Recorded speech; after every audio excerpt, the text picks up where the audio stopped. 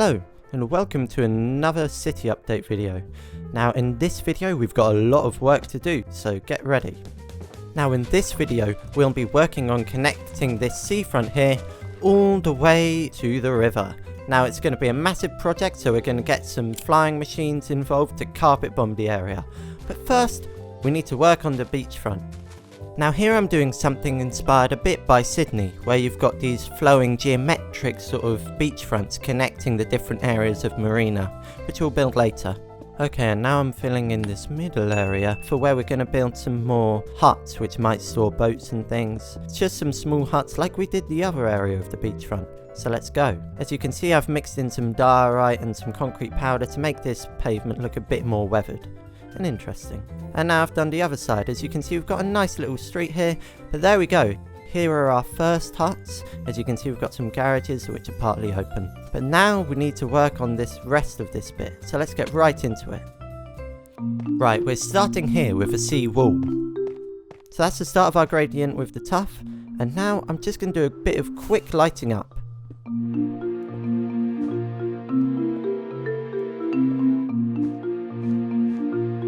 There, so now we're going to do the rest of our gradient. Let's go.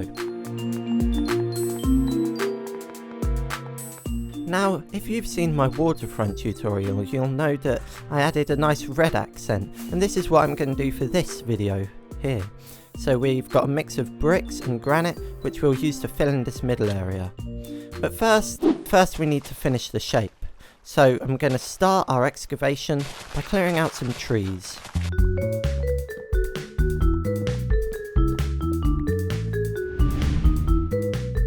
Alright, we've got a lot of wood here, but this is just the start, because we've got a whole nother box we're going to fill up. And there we go! This will make it much easier for the flying machines to then destroy the rest of the dirt. Righty, let's build the flying machines. So we're going to pillar up like, I don't know, 64 blocks up. So I pillared up to the height at which the TNT only explodes just before it gets to the ground. So here's our first module, and then we're going to do all the way along at a separated distance. Okay, let's send them off. As you can see, it kind of dupes the TNT, and then it will carpet bomb the whole area. So hopefully we'll end up with a big channel that we can fill with water. And I'll show you how to do that later in the video, so stay tuned. I kind of messed up because I placed them too far apart, so I'm destroying the middle area by myself. There we go.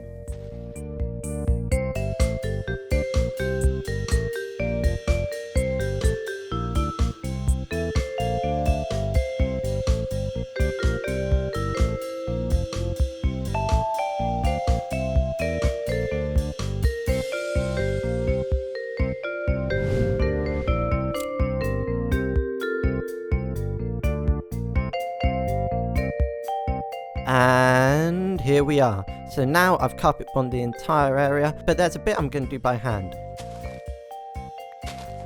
Like this. Lovely. Oh, there's a surprising amount of manual labour still, even though I'm using a lot of TNT.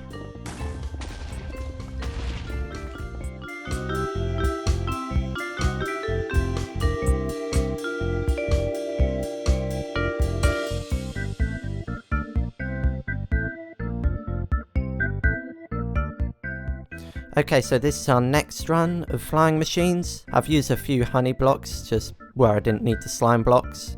And as you can see, they're carpet bombing this area. I'm hoping the trees won't get in the way.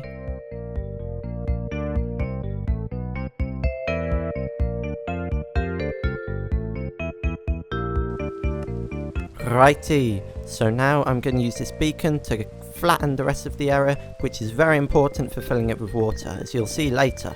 And I've also flattened this entire area by hand. Whew, that was a lot of effort. A lot of this. And to fill it in with water, this area, I kind of need to make it completely flat so that the water will actually spread across. Okay, so hopefully we'll get something satisfying now, where it will all kind of cascade across and fill it all up. There we go, like that. Lovely. Right, yes. Now, for this main bit, we're going to need to do something a bit more interesting, and I've got an interesting design to show you. So first we need to create a small channel of water along the side here. And there you go, you can see we've got a channel of water. So now I've got a little flying machine which will create a temporary platform for the water to go across, as you can see, like this. And hopefully if we do this all the way along, it will cover the whole area in a big plain of water. There's our second one. Nice. I've added an extra block to the back of the flying machine to allow the water to spread fully. And I can ride it along, as you can see here.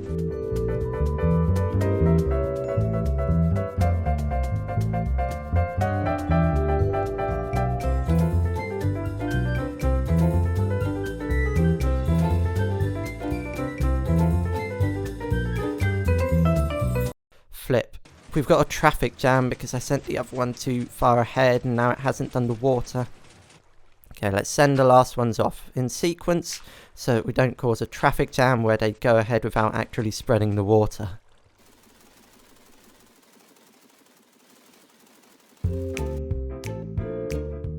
Now, before we do the last bit, I've gone and just filled this whole area with grass, which is going to be a big concrete sort of loading area for the boats that are going to go here.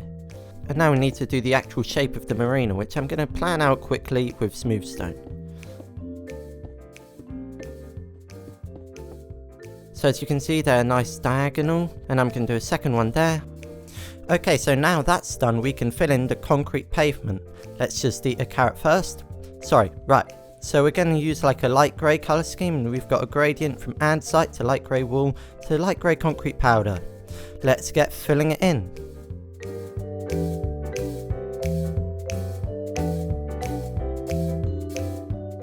And now we've got our andesite, light grey wool and light grey concrete powder gradient, which will make this flat area a bit more interesting.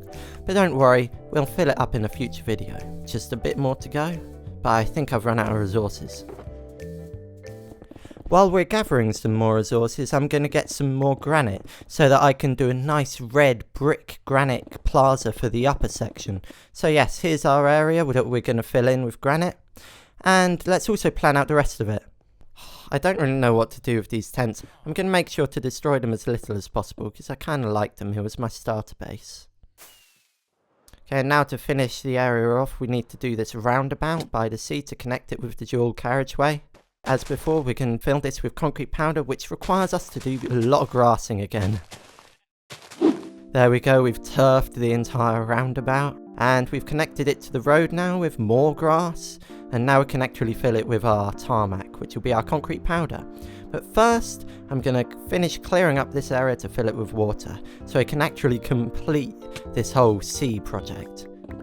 And hopefully it will look pretty cool. Okay, I don't think this will be enough concrete powder. Let's make some more.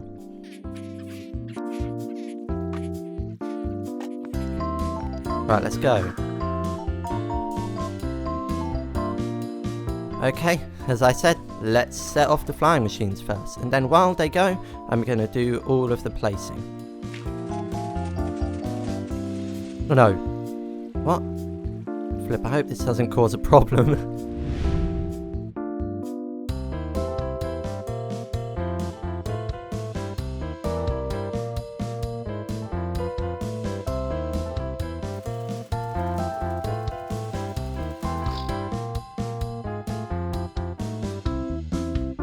We're done! We're done! I mean, there's a lot of holes, but I think it looks pretty cool. Looks like a proper sea now.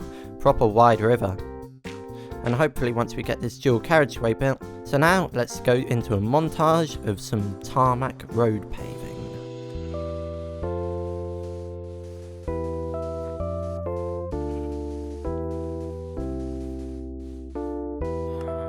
I always underestimate the number of resources. Let's go back and finish the roundabout.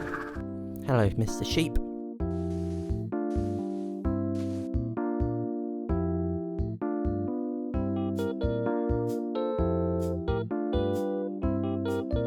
Now, to get past this roundabout for the pedestrians, I'm going to make a little underpass, which is why I'm clearing out this little bit here as well. Alright, I'm guessing you're pretty bored with all this just mass block placing, so I think I'll do this in a big time lapse.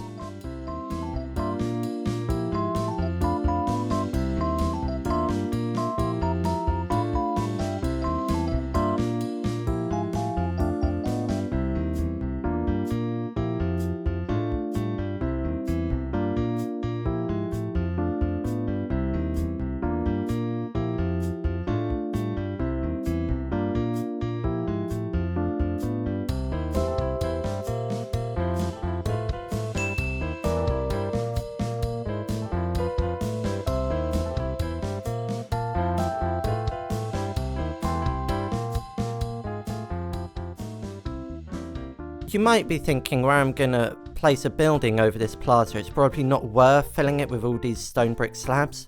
But actually, I think it does just help to create the vision, the art of layering up your layers, so starting with the ground and then adding the building, maybe even starting with just a foundation of grass first, does really create a more solid feel to your city. So there we go, that stone brick placing took a lot of time, but I think it will be worth it because it will make building these apartments a lot easier in a future video. Okay, I've managed to squeeze in a nice little park area here, which is going to have a nice vista of the surrounding city. So then we're going to have another similar sandstone building here, but now we're going to work on these houses, which I promised early in the video. So these are going to be some like pretty old style beachfront buildings. So for that, let's get some cherry wood.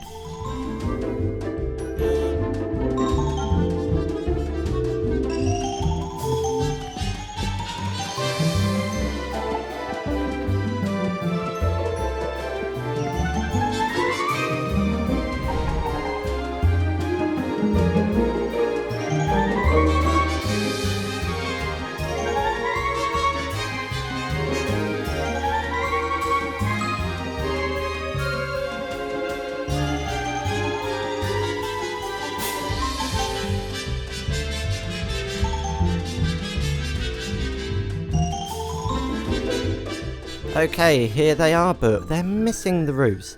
I think they look pretty cool, so I hope you can see the vision. And of course, we've got some garages for people to store their boats. There we go, we've got the roofs in, nice. I think it's looking pretty cool. So I'm actually going to fill them into this area, because this area has always just looked a bit too plain for my liking. Okay, we've got the facades in place. As you can see, we've gone for a similar pastel colour scheme to the ones before. And for these ones on the beachfront, I've actually gone like a mini story taller. It creates a nice transition from the low-rise to the high-rise buildings. So let's build 3 more.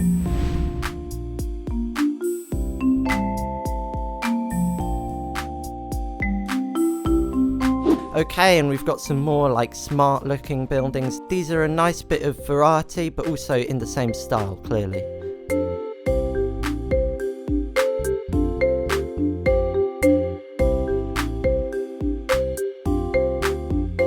Okay, we've got the roofs, and as you can see, I think they really frame the buildings behind nicely. So I've just made a little walkway that doesn't obstruct the beach too much, but then allows you to get across here, and then creates this lovely sort of enclosed area with a view of the surrounding buildings. Now, as I said before, I like how these buildings transition to the apartments, then to the skyscraper, then to the even taller skyscraper beyond the river, really creating a feel of that transition from the sea to the 2 skyscrapers of the central city. Anyway, I really hope you've enjoyed this beachfront transformation and the connection to the river.